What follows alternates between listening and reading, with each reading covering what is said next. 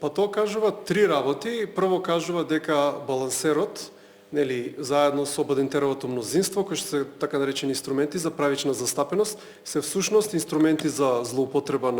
на ДУИ, секогаш кога им одговараат, тие инструменти важат, кога не им одговара во спротивност, како во случајот не важат, затоа што никогаш според ниеден попис, па дури по последниот овој што ние не го признаваме, процентот на албанците во државата не бил 41,5%. Од друга страна покажува односот помеѓу СДСМ и ДУИ внатре во владата, значи ДУИ е единствената политичка структура на која што се е дозволено, малте не е дозволено секој ден да го кршат законот и за тоа не одговараат, што значи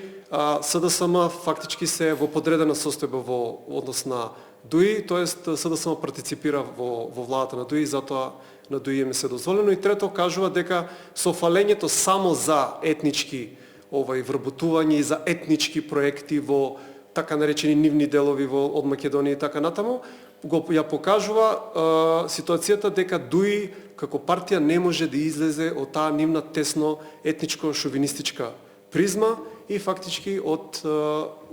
великоалбанските интереси.